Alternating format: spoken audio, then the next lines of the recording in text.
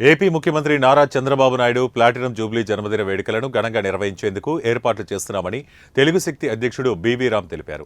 MLA camp కార్యాలయంలో చంద్రబాబు జన్మదిన పోస్టర్ను ఆవిష్కరించారు. విశాఖలోని హోటల్లో దశపల్లాలో చంద్రబాబు నాయుడు జన్మదిన వేడుకలు నిర్వహిస్తామన్నారు. ఇదిలా ఉండగా మే 28న యుగ పురుషుడు అన్న నందమూరి తారక రామారావు జయంతిని రాష్ట్ర ప్రభుత్వం అధికారికంగా నిర్వహించాలని ప్రభుత్వానికి మరోసారి విజ్ఞప్తి చేశారు. Palasa TDP MLA Gouthu Sirisha, Etcherla BJP MLA Nadukuditi Eshwarrao poster ఆవిష్కరణలో భాగస్వామ్యమయ్యారు. కూటమి ప్రభుత్వ పాలనలో సీఎం చంద్రబాబు నాయుడు ప్రజలకు సంక్షేమం, అభివృద్ధి రెండు కళ్లుగా ముందుకెళ్తున్నారన్నారు. తెలుగు జాతి ప్రతిష్టను ప్రపంచ స్థాయికి తీసుకెళ్లిన వ్యక్తి నారా చంద్రబాబు అని ఈ సందర్భంగా ప్రస్తావించారు.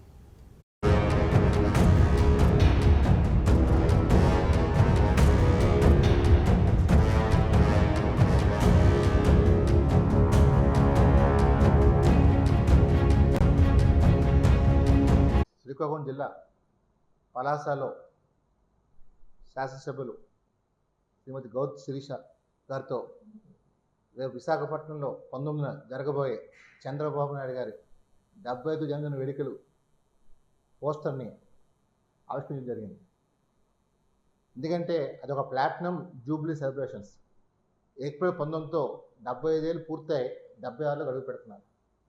సో తెలుగు జాతి ప్రతిష్టను ప్రపంచ స్థాయికి తీసుకెళ్లిన మహా వ్యక్తి నారా చంద్రబాబు గారి జన్మదిన వేడుకలు చేయటం నిజంగా నా అదృష్టంగా భావిస్తాను.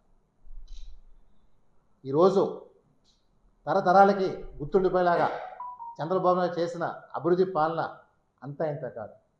ఒక హైదరాబాద్ని ఇవాళ చెప్పుకున్నారంటే చంద్రబాబు గారు చేసిన అభివృద్ధి. సో డెఫినెట్గా రానున్న రోజుల్లో కూడా అమరావతిని చేసి భావి తరాలకి అమరావతి నిర్మించిన చంద్రబాబు నాయుడు అని చెప్పి చెప్పున చేయబోతున్నారు. మరి అలాంటి వ్యక్తి జన్మదినం తెలుగు శక్తి చేయటం చాలా ఆనందపడుతున్నాం.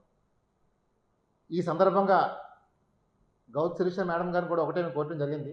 రేపు మే 28ని ఎన్టీఆర్ గారు జయంతి ఉంది, అది కూడా ప్రభుత్వ పరంగా చేయాలని చెప్పి ఇప్పటికే అన్ని జిల్లా బడ్జెట్ చేసుకుంటూ ఈ నివేదికను సమర్పిస్తున్నాం.